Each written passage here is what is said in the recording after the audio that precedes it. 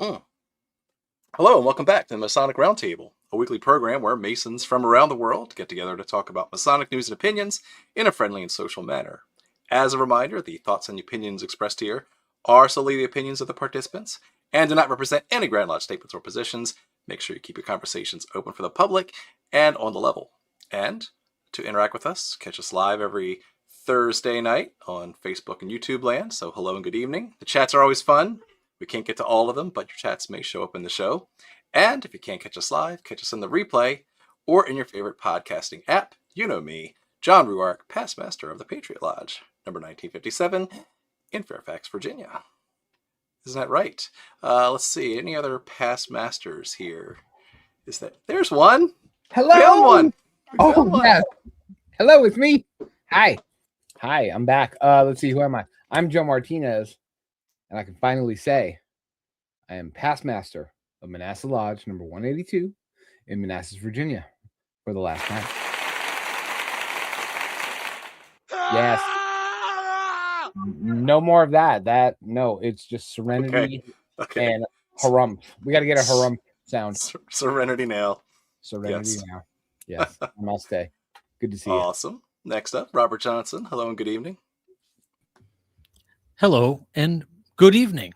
Robert Johnson, past master, Waukegan Lodge 78 and Spes Novum 1183, where I am the secretary of both of those lodges indefinitely, and a bunch of other orgs where I am also a member and am secretary and the host of the Whence Came You podcast. Thanks. Sweet. And joining us for our third and final time this year, well, at least for this series, Brother Darin, welcome back.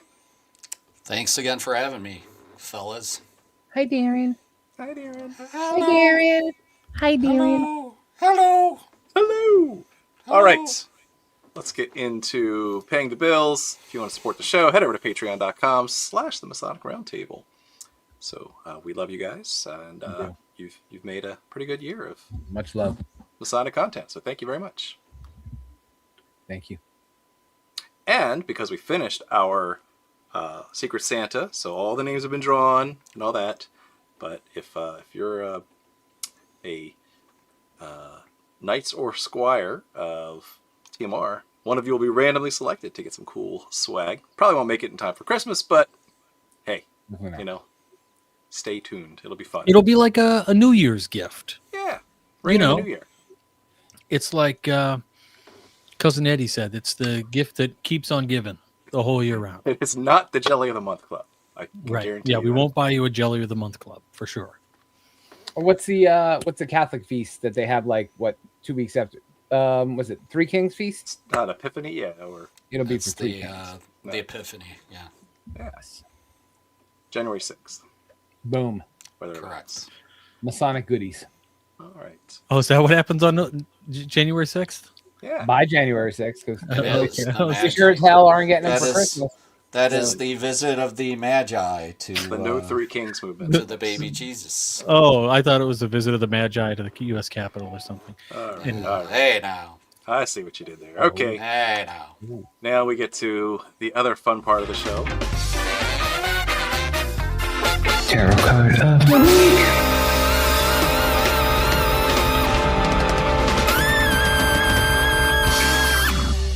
I love Darin's. He's going for the Pulp Fiction. It was good. I did the Bat Watusi, yes. And you know what? That song does not make me mad anymore. Okay. Ooh, no anger. Nothing. Wow. I'm serenity now. You're ringing in the New Year early. Look at that. Yeah, I am. Yeah. All right. So for the Tarot Card of the Week, we've got, in the spirit of the season, the Yuletide Tarot. Look at that. Ooh. Fancy. All based on the Rider-Waite system. And they've changed some of the suits accordingly. I think like candy canes and cups of good cheer and that kind of thing. Good pagan fun for the whole family. Yes, exactly. Yes, love it. And so let's go and see what tonight's draw will be. A shuffle and a cut, and we're off. I'll zoom in. What is that? Enhance. What is that? Enhance. The Knight of Canes. The Knight of Canes. What are canes? Swords? So canes are swords, yeah. So Okay. we have candles are the wands. But Okay. for here, we have the Knight of Swords. Right? What does the Knight of Swords represent? Focus. Well, it's such a man. It's an interesting card with the artwork, right? Because usually, I'm thinking about speed, decisiveness, Mm-hmm. but he's like meandering through the snow at his own pace. So, Yes. Yeah, he's not swift. but It's you know not- what? Ambitious, bold, maybe outgoing or Still outspoken. forward leaning for sure. Yeah. It's a challenge card, right? You know, it's so yeah. That's quite the challenge. Even being outside at all this time of year really sucks. Except for right here in Illinois, where magically it's going to be 60 degrees on Christmas. So Holy smokes. the Midwest. Nice. Mm. All right. Hopefully we'll take some of that forward positive momentum, bring it into our topic for this week, which is what to expect when you're expecting part 3. That's right. We're talking about now what? Because we went in with part 1 on the emotional, the anxiety coming into taking on the leadership responsibilities and some of the second guessing that comes with that. We led into part 2 with 5 + 1 easy steps to manage your year in the East. And this time, for the final blog post, you actually were writing this as you're about to come back into the East again, because, Joe, do you know what that's like? I don't know if that's something you're familiar with. Yeah, so hopefully tonight with Darin, we get to talk about how to wean off your ulcer medication, what the slow roll on that is, and how to become a happy human being again. Those are 2 things I want Darin to help answer for me tonight. And what Joe doesn't know is actually after this year, I ended up doing 2 years straight at Homer. So I did 3 years in total at 2 different lodges. So, and then became secretary at St. Joe. So yeah, yay It's me. not a competition, guys. Just letting you know. Definitely not. You really don't have to like. Yay I- me, yay I me. never plan on winning that one, but yeah, would love answers to my questions tonight, Darin. Oh, I will try to answer them all. I'm excited about tonight's episode, not because it's like, not just because we've got Darin on to talk about stuff, but I think what I think interesting through these 3 blog posts is like the first one is like, as you've said in the previous episodes, a little naive. And in fact, you talk about that in this in the last blog post as well. Mm-hmm. But you're kind of like starry-eyed and ready to go. And then in the second one, it's more of like, oh, well, yeah. But you know what? We can still do this. And then in this third one, you kind of want to go, like if it was maybe not a Mason, right? Like if it was somebody running some other organization, you'd go, the third one is just like, screw it, this sucks. But rather instead, you come at this in this next piece of this final one with a very, what I consider like a much more mature look at this, and like you make some really good judgments. I think you outline a few really interesting pieces that are always going to be challenges, and then you have a really nice refocus. Yeah, so I think Thomas Drake put this in as a good thing. It's a good 3-part episode, a 3-act play, as it were. I think it flows nicely, whether you intended that or not. So that's good, and congratulations to Brother Drake, installed as Junior Warden on Monday. So kudos. Okay. Oh, well, I mean, he was really positive, and then he just had to throw in the dagger there at the end for Joe. So, yeah. You're muted, Joe. That's I said, even better. not even Thomas's comments are going to bum me out tonight. Wow. Wow! No. Wow! Holy smokes. Look at the rays of sunshine behind Joe. Look at there's no rain clouds there. It is the promised land.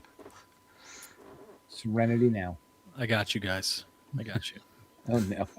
Uh-oh. Oh, Uh-oh. jeez. The mad scientist is at work. Oh Lord. Okay, so when you were coming back into the East, you kind of open part 3 here by calling your earlier self naive because, Yes, yeah. like, wisdom or experience seemed to have hit you sometime between the first blog post and third blog post. Yeah, well, that, and I think, I had also then served in the East at Homer, which, they're two different lodges, two different sets of people, two different Mm-hmm. mindsets, two different lodges entirely. So I think probably starting at St. Joe was good for me, and we discussed this last episode where I took a lot of lessons that I learned at St. Joe and was able to apply them at Homer and have a really fantastic year there. And then, we had this thing called COVID hit, and I was going into the East at St. Joe, not really knowing, hey, were we going to even be able to meet in person? And I was, I have the distinction as being the only worshipful master that was installed virtually at St. Joe. Wow. So, and I think that we only met in person one time, maybe two. I'd have to go back and look at the minutes, honestly, to try to decipher that, and I didn't do that before the episode, so I apologize. But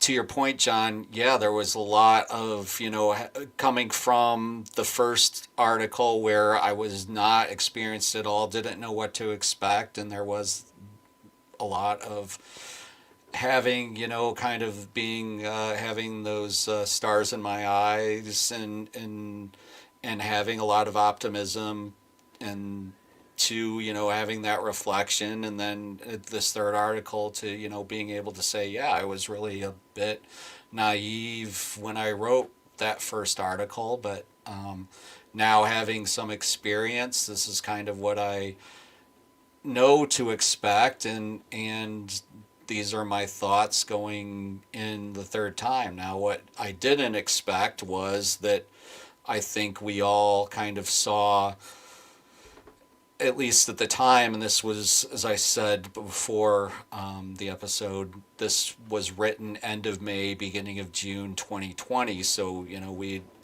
were thinking at that time there was kind of this thought that the pandemic may be winding down. We were super optimistic, and that didn't end up being the case. So, but at the time of writing the article, the thought was that, this thing's going to be over in another 6 weeks or so, and I'll have most of my year, and I'll be able to do some things, and didn't turn out that way. So let's just keep that in mind when, we're referencing the article, because that was my frame of mind when writing it. Well, even outside of the COVID stuff, because I tried to separate those parts out from this one, because I was most interested in this third part, because again, I've been very much looking forward to getting out of the East for quite a while now. But something you wrote in that article, and I saw John posted a link to it, really, really struck me, was when you talked about the naivety, and it kind of sounded like nostalgia, but the way I read what you wrote, it sounded like you were setting yourself up for disillusionment, which is where a lot of people feel, right? Like they get out of the East, it's like, hey, I did those things, and maybe I didn't do those things, or working up towards the East, where you were getting to with your very first article, climbing those stairs. It's a journey, and you're excited, and you're, kicking ass and taking names, and you're super pumped about stuff, and then you finally get out, and it's like, was it worth it? Was it worth it to me? Was it worth it to my lodge? Was it worth it to my brothers? And I think that's probably a question that comes up for all of us at some point. And like for me, I'm not ready to answer that question, But yeah, that was my takeaway. It was like reading that first article and then that third article, it's like, oh, he's setting himself up to just be really bummed out by the time of the third article, with the starry-eyed views you had at the very beginning. Yeah, I think that's a fair assessment. And I think that the third article is, very much matter of fact that, look, we had, there was a lot of things that needed to happen. We had roof that needed to be replaced. It was going to cost, I think it ended up costing close to $40,000. We had to, take care of that. We were at a point where, we were not having a lot of membership wanting to be active, wanting to actually come to stated meetings. I was trying to streamline that process for us, or wanting to at least. Now, again, the thought was we would have more in-person meetings, but I was really, cognizant going into these this time that there were issues that I needed to address. I needed to try to engage membership. I needed to try to get everybody on board of trying to make members active again, or trying to find some way to motivate the men to, drive the 5 minutes in the very small community to come to lodge, because it was not happening. Yeah, it's funny. As I said in our Oscar Wilde episode, like my favorite Oscar Wilde quote is, "Experience is the name we give our mistakes." And coming back in as master second, third, fourth time, right? You come in with a lot of experience, right? Also, the things that you didn't get done or would have done differently, now you get a second chance. Or a third. I Or think fourth. one of the things and I think I would open this up to, so like I was master in 2014-15, and then for a separate lodge in whatever it was, 23 to 24 or something. So I didn't really have any kind of experience thing. So I had a tremendous break in between. So two lodges which are vastly different.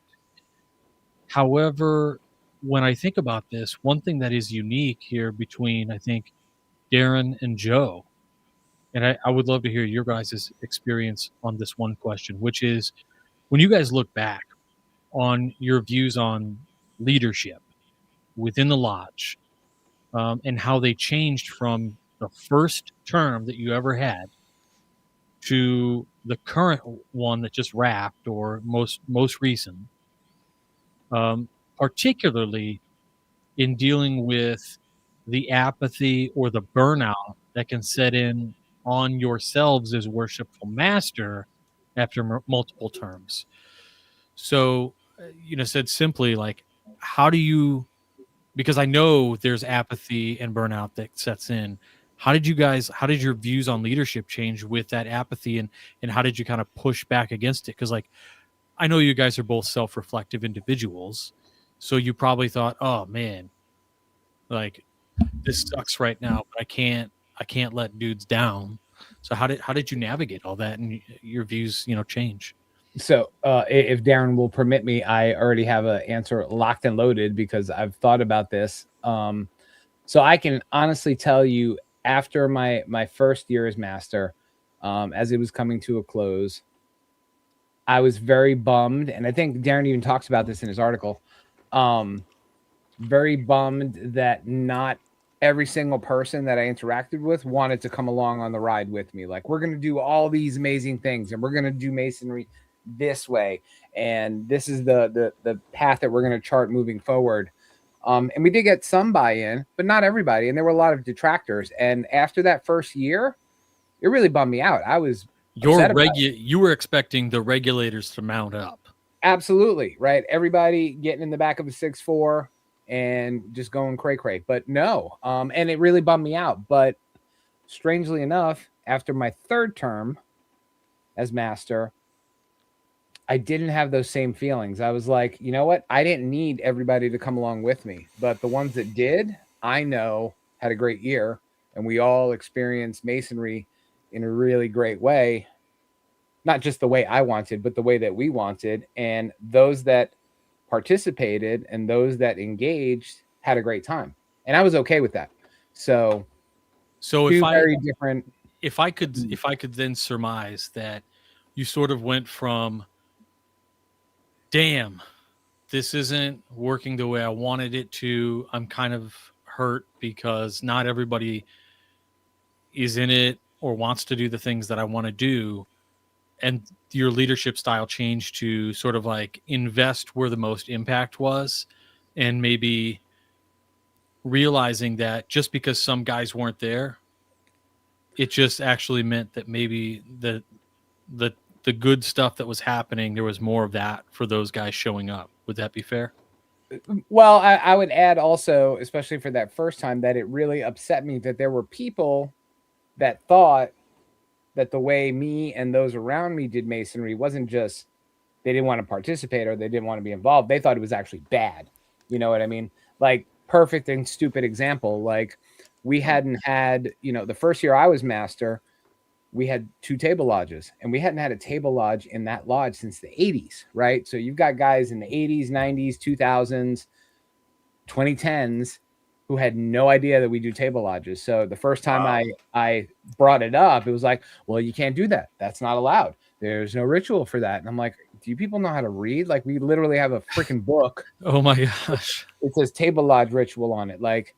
And people were calling me after we sent invites out, like, you're not allowed to do this. I'm going to call the Grand Master. I'm like, call him, invite his ass. I don't care.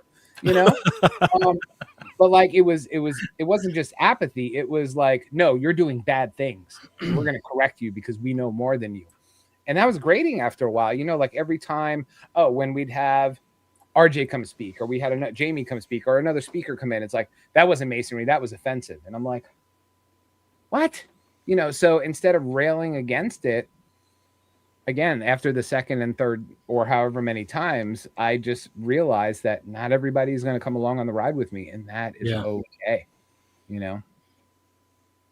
Which I think segues into which you also added in your article, Darin, is that you've discovered over time and working with people in your lodge over time that Masonry is different things for different people. Absolutely. And I say in my article, and I think this holds true, and this is probably one of the major reasons that why St. Joseph 970s looking to merge with another lodge, it's because, and I say it in my article, that Blaise Pascal famously said all of humanity's problems stem from man's inability to sit quietly in a room alone. And I said all of St. Joseph Lodge number 970's problems stem from our inability to sit together quietly in a lodge room. And I stand by that because, quite frankly, I think that there are many of us in that lodge that have, to Joe's point, different ideas of what Freemasonry should be. And for many of those brothers, Freemasonry basically should only be entering that lodge building for a meeting and then leaving that lodge building for a meeting, and that's all Freemasonry should be to them. By 8:30. Yes, by 8:30, 8 o'clock for some of them. And that's all it should be for those brethren. Now, I will say that I think most of those brethren from the time that I wrote this article in 2020 to present time are no longer attending lodge or have moved from the area. But at the time that I wrote this article, I think that was very much one of the main issues with what was going on at the lodge. My fear, quite frankly, about the merger is that we are taking 2 lodges that have trouble with attendance and trouble with putting activities together, And my concern is that, are we going to be able to become a strong lodge, a lodge that is going to be able to want to do things together as a newly formed lodge? And that remains to be seen. My hope is that it will be a yes, but again, I don't know that I am as optimistic as the guy who wrote the first article. So here's a question for you. Well, two questions. One is a follow up directly to what you just mentioned, and that is, oftentimes I think, in your case in particular, these two lodges are very much familiar with each other. Do you find that a merger of a sorts won't cause much of a membership increase at all? So maybe there's like a bunch of, plural members that kind of merge both lodges, right? Like the same guys show up to both meetings. Is there any of that going on? So I think between those two lodges, honestly, the only plural member is Greg, not who you know, RJ and Joe and John. I think also know Greg. So otherwise, I used to be a plural at Ogden. I actually ended up demitting, I think, somewhere after the time I wrote this article, because in the article I do state that I belong to Ogden and Homer, so it must have been after. I forget when I ended up demitting, but I do remember when I did demit from Ogden, they were bringing in new members. It seemed like their path forward was a good one, and I just felt that with my other commitments, being master at St. Joe, and then my commitment at Homer and the other appendant bodies, it was just another meeting that I didn't, I don't think I was adding value at Ogden. So it was just another meeting that I just felt I didn't really have time for, and my heart really wasn't there, and I felt I could apply my energy better at the other two lodges. So Tight. Well, okay, so I don't want to belabor this part of it too much, but if I could get from you something that I struggled with for years, which is sort of a reconciliation process.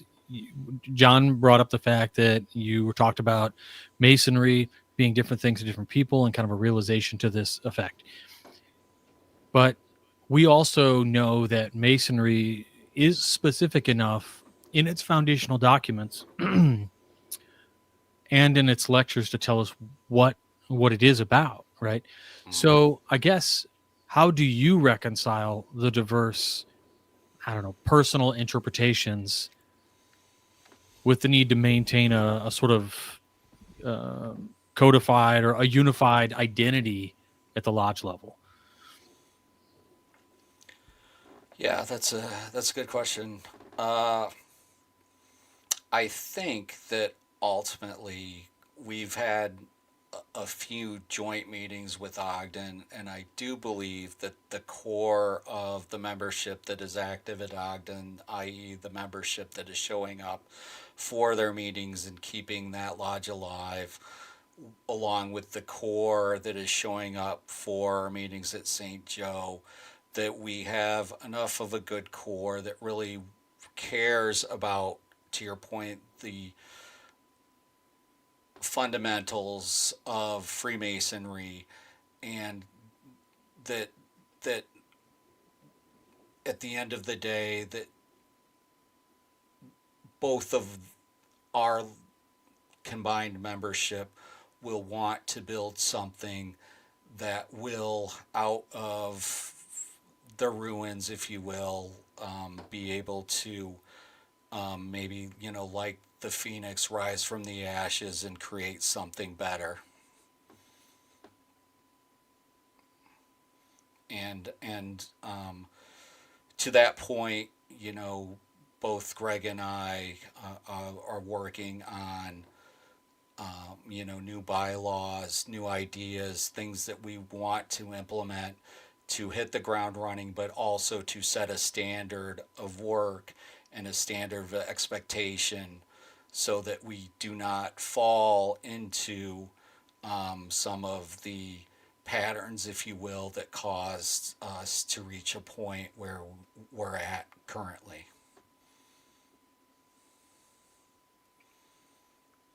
I think there's a really good question in the chat here.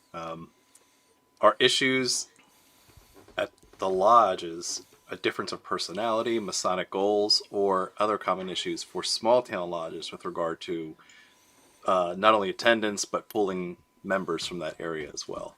Right. So you have in like urban lodges, you may have a lot more competition. You might have a lot of different lodges meeting in the same building, right? And so you have a lot more options. Whereas when you're out more in rural areas, we've said that lodge cultures are different. So Right. can that be an additional curveball with trying to balance change or anything like that when you have much smaller of a cadre to pull from? Yeah, and to wit, these are both rural lodges. Ogden is 5 miles east of St. Joseph. Homer is 5 miles south of Ogden.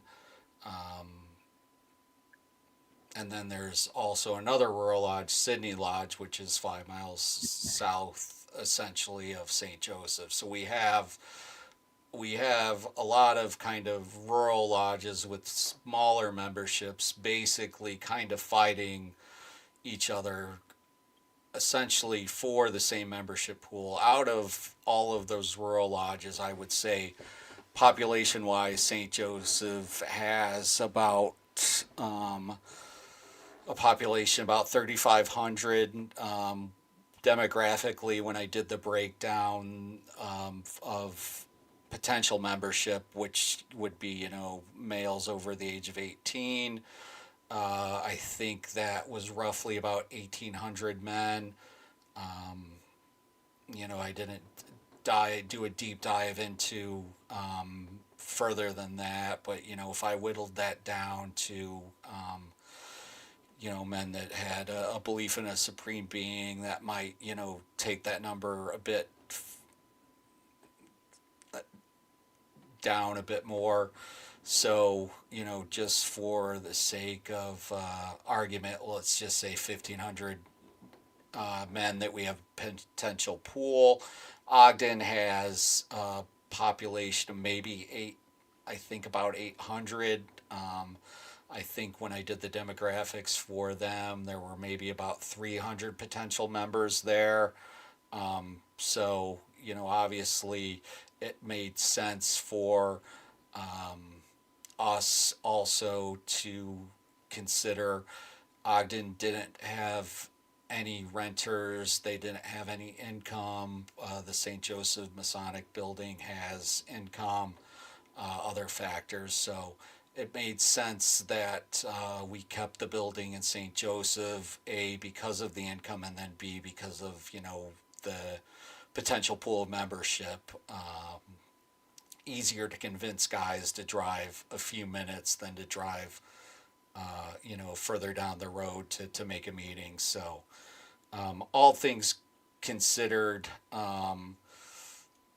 that's answer one to the question. The second answer is, a lot of these guys that are members are, have been members for a very long time in St. Joseph and are from, I guess, the old school of Masonry. And when you try to implement new ideas, to Joe's point, things like a table lodge or things like Masonic education are foreign to them, and it's just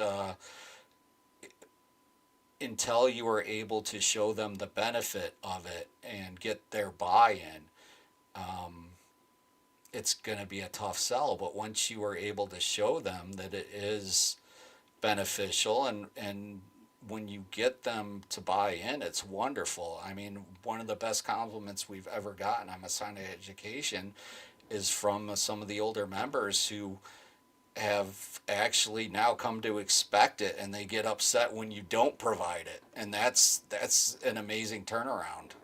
That's I think that is the crux, and I'm glad you said that, because I think for me that was one of the, or those times were the times where I felt most proud of what we had done over the years, because most of these guys know it wasn't, it wasn't just Joe that had all this amazing crap fly out of his mouth and suddenly we were doing fun masonry. Like, it was a really slow process that took years and years and years. But I think for me, there were a couple of examples of like, hey, when are we going to have this speaker back? Or, hey, that was a really good talk we did last year. Why can we do that again? Or one of my favorites is, hey, we're going to keep doing table lodges, right? Like when they start asking for it, then it's not just they're coming along on the ride with you. They've now bought in, accepted it, and now they're asking for it. You know what I mean? And I think that is way more worthwhile than, someone like me or someone like Darin force feeding it to people and hope, seeing who sticks around for it.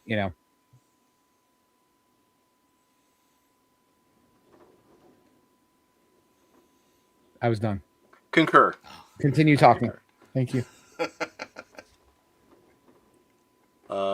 Yeah, and I think another theme too, and you may have touched on it briefly too, but anything else you want to add on, like some of the efficiencies that you were trying to get out of your experience, right? Yeah. And this is true. Like, I know from my experience too, when you go in the East for your very first time, one, it's always more than you think, right? And more responsibilities. There's always some curveball that gets thrown out there. So really, the first 6 months, you're just trying to make sure you don't break anything, right? Before you actually try something new, right? I mean, in a general sense, that you're really still getting your feet wet for a good portion of the year. And so, again, taking that experience, now you can say, okay, I can do the ritual, I can open, close, I can do those things. Now, the second, third, fourth time, now, what are those efficiencies that I know the rules good enough. I know I've looked in our manual of work. I can quote and I can say, yes, we are allowed to do this. We are allowed to have a table lodge.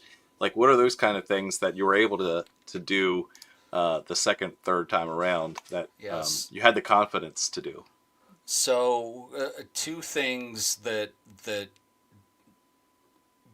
I think immediately, if you are able to do them, if it's not against your jurisdiction's constitution and bylaws, are emailing minutes, emailing treasurer report, bills, all of that stuff. If you can get away with not reading those in a stated meeting, and just being able to approve those as read.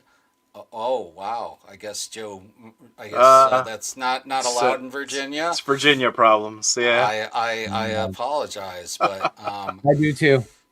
So wait, what is? I missed that. What isn't allowed in? You must read the minutes. You have to read the minutes, apparently, in their stated meetings in Virginia. Yeah. Well, also, you guys read them twice, right? You at the beginning and at the end?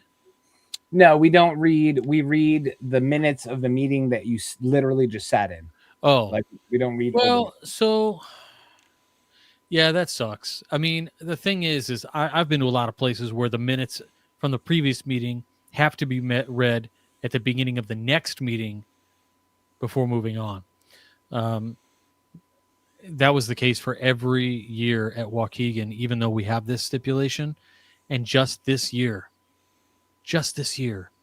they started standing up and saying electronically submitted. And I'm just like, you guys, tears of joy. But George Washington would have wanted the meeting minutes read. That's all I'm saying. Well, he was also stupid. He was 18 years old. Not even only a regular and Clandy, but other than that, not even a man yet. Yes, he wasn't. His lodge didn't have a charter when he was raised. You know what? We won't talk about that. Do all of your, like, if you're allowed to, like, if nothing else, if the same guys are at every darn meeting, if you have the option to just go with the meeting minutes as electronically submitted or whatever your verbiage is, do it. Even if it's just for one person, the secretary that you love, right? You don't want them to hurt their voice or have to keep talking the whole meeting. or the treasurer. Care about them. Yeah, that's Honestly, true. the treasurer's report, the Hey, bills. I yeah, mean, in Illinois, guess what? You don't need a motion to accept the treasurer's report. You just accept it. yeah. Stop waiting for a motion. Just That's accept it. Except as read. Honestly. You So to your point, John, basically agendas, if you can just have an agenda sent out before the meeting and then basically have, we will require a vote on this, this, and this. And when basically you review the agenda. Okay, this was in my email. We need to vote on this. Can I have a motion? Can I have a second? Uh, Discussion done, and the meeting can fly, and then you have more time for education and for other activities, and it's a beautiful thing. And then the meeting's done by 8:30 and you've already had education and everybody's happy. And so there are efficiencies if if your constitution of your jurisdiction allows for it. Go crazy. That's all I can say. Familiarize yourself up with your jurisdiction's constitution and bylaws and see.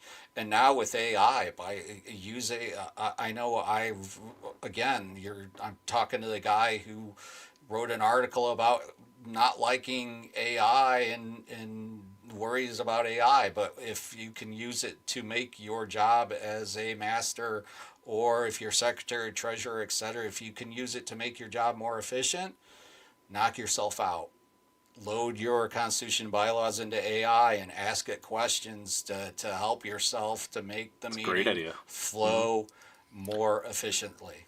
There are some jurisdictions who are currently using a version of this. It's called Ask Hiram. I think Indiana is one. I know Illinois uses it.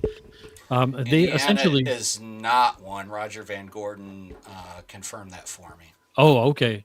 Yeah, Well, I take that back then. Indiana is not one. So, they just upload all of the documents that your Grand Lodge has produced over the years, including edicts and the Constitution, the bylaws, all of it. And then they can just ask questions. I mean, the Grand Lodge officers use it all the time. And then it not only gives them the answer, it cites where it's located. And I think, for an organization that is so bureaucratic, that this is a good use case scenario.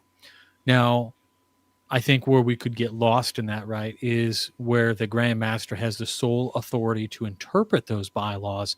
And I think it's imperative that, our Grand Masters look at if they're using this kind of stuff, and our masters are using this kind of stuff, that they really are thinking about it in terms of, the organization and the spirit of the organization. So that's just my word to the wise. I digress.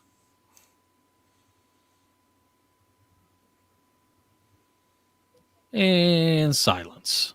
Yes. Yeah, what else? Nice pregnant pause. Joe, what were you going to say? Nothing. Okay.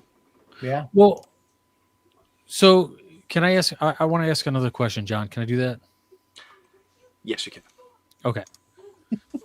So, Darin, okay, so Indiana Masons, young Indiana Masons in particular, they roll their eyes so hard you can feel you could feel the earth shift. Whenever I say something like, I love when Indiana's boy said, try Freemasonry to fix the problems. They tend to not like that quote or whatever, maybe because they just don't like that guy, Dwight L. Smith I'm talking about. I think a lot of seasoned Indiana Masons love Dwight L. Smith, but that idea of trying Freemasonry, I think, screams out loud in you talk about wanting to try Freemasonry to make things work. I wonder if you have expanded thoughts. I think And what does it mean to try Freemasonry? I should start there. Well, I think first of all, Dwight, and I think he would acknowledge this. Dwight has a idea of what Freemasonry should be. I have an idea of what Freemasonry should be. Everybody has a separate idea of what Freemasonry should be. So I think when Dwight says try Freemasonry, Dwight's saying try Freemasonry, but I mean Freemasonry as I define it. And that might be why the Indiana young Masons may be rolling their eyes, because Dwight may have an idea of Freemasonry that they may not necessarily agree with. What I think I would say would be to try, when you try Freemasonry, try different aspects of Freemasonry, or at least try to have an understanding of what everybody in your lodge's idea of Freemasonry is, and at least try to come up with a consensus. And you're never going to please everyone, especially when you're master, and we discussed this, and there are going to be some times when you're just going to have to make a decision, and it may PO some people, and that's part of the job, and that's part of being a leader, and you're not going to be able to please everyone. But ultimately, you can also try to find solutions where you can, to your point, I think, John, last episode you talked about finding a strength that everybody has, and assigning them tasks that go towards that strength. So when you talk about trying Freemasonry, try to find out everybody's passion in your Right. lodge, and Good. assign them tasks or give them jobs that suit that passion. And so for a table lodge, for example, if somebody's great with preparing food or cooking food, and St. Joe, we had two members that very much were in the culinary field. One of them has left the culinary field for another field, but one of those members is still in the culinary field. We leverage them whenever we have any meal for a degree or other, a table lodge or anything like that. If we're not doing it at a restaurant, we're doing it at the lodge. If somebody's good with computers, leverage that for, if you need help with tech setup or something like that. The point being, to answer your question,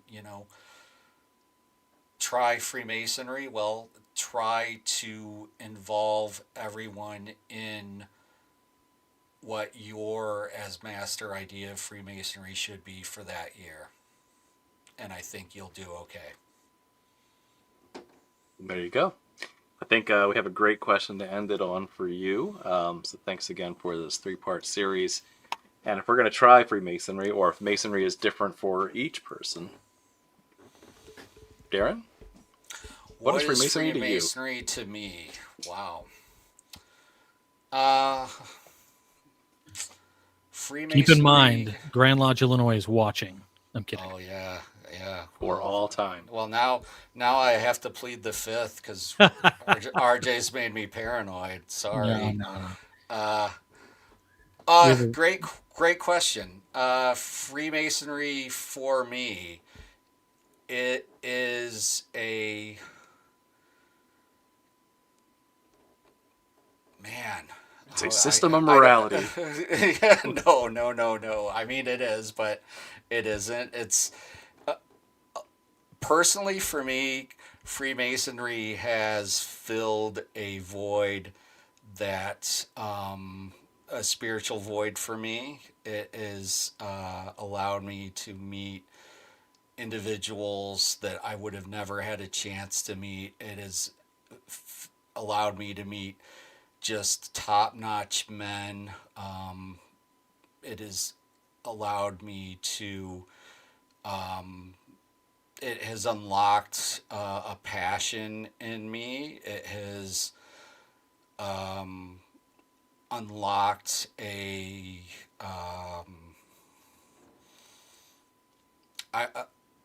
the only way I can answer your question honestly is I don't know who I would be without Freemasonry, honestly. Nice. I don't know where I would be in my life. I don't know what type of person I would be. I don't know what type of man I would be. Freemasonry has changed my life in so many ways. It has, I have met so many great men who I now have the honor and privilege to call my friends.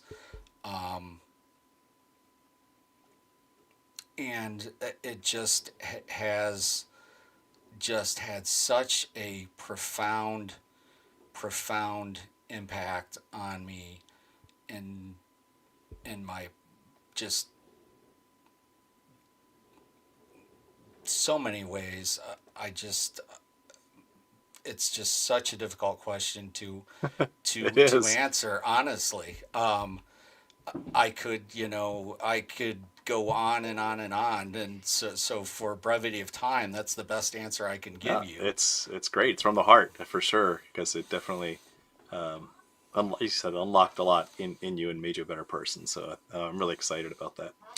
That's a good summary. Good summary. All right, we're at that time to bring it on home. Brother Joe, final thoughts. This was great. I loved having Darin on. Darin, love you, and I love your insights. Love you too, buddy. And settle down. It's my time. And yeah, I'm really sorry I missed last week's episode. But this was it was a great time we did this, because like I said, I started having lots of these thoughts as we came to December here in Virginia, where seats change hands. So it was definitely inspired, and yeah, I had a blast. So thank you. Always welcome on the show. And yeah, I should be a much more calm, less volatile, and less grumpy Joe Martinez. So I give you 2 weeks. thanks, buddy. I believe in you. Serenity. RJ. What? Final thoughts. No, I'm just look, I know, like, let me just take the fact that Darin and I have known each other forever now, and I'll throw that away and just speak from the idea that we're speaking to somebody who wrote 3 articles on this thing, has been a member of the fraternity for, I don't know, where are you now? Have you been a member almost 20 years or something? No, 14 years. 14 years? I mean, you're close. So you've been a member, you came in, Greg got you in through scouting, you got involved, and you didn't get so disenfranchised, you walked away. You took one of the core things that people say all the time that I find so irritating: be the change, right? And you've consistently applied that methodology to trying to be the change in your lodges and the places where you are, I don't know, I mean, where you're active. And the fact that you just are not letting up, I think, is inspirational. And I think that the young members out there who do get frustrated from time to time and get put into positions of power or whatever, and they find it very difficult, or maybe disenfranchised or naive, or whatever the case is. Shut up, phone. It's a testament, right, to the type of Mason that I personally view as more than your typical brother. And I know that might kind of sound levelly or unbrotherly to say, like, I'm sort of saying that some brothers are worth more than others. And that's not really what I'm saying. What I'm saying is that the effort you put forward is noticeable. I remember a Grand Master a number of years ago, and I've said this on the show before, he said to a lodge of guys, he said, the guys who are here today, we're different kind of Masons. Not everybody is like us. And I always remembered that because it spoke to the dedication that those guys had. And so I just find that the fact you pushed these 3 articles out, awesome. And that you just always kept to it and you're still going. So keep it up, man. TCB. Are you saying that he got out of it what he put into it? So, yeah. Would you say he was the change? I would say that he was the change, but I would also say that I'm sure he got more problems out of it. Would you say they took a good man and made him better? Yes. Because of what he put into the craft, he's probably received more problems than anything. But More money, more problem. That's right. But the thing is that the impacts that those changes or the results of those actions he's put forward might be seen by admin, the guys who always say it's always been this way, right? But all of the youngsters, right? Like you guys said, when all of a sudden they're coming to you going, oh man, where's the Masonic education tonight? They're bummed, right? That's friggin' incredible. So you're saying he asked one and then became one. You're killing me. I love everything about this. Love all of it. Can we just do a show where we do nothing but platitudes? So you would say Platitudes. he received further light in masonry. Please invite me to the show where we do nothing but We platitudes. should just have like 25 people on the show, and everybody posts So their good. favorite. Yeah. let's do it. All right. I'm gonna relieve all of your stress now. So Be the Brother change. Darin, final thoughts. Be the change. I just again thanks for having me on. Extreme honor to come on the show and get to chat with you guys. As always, just amazing, and love all you guys so much. Want to wish you all and all the listeners a very happy holiday season, and again, thanks for thinking enough of me and my articles to have me on to discuss them. I appreciate it.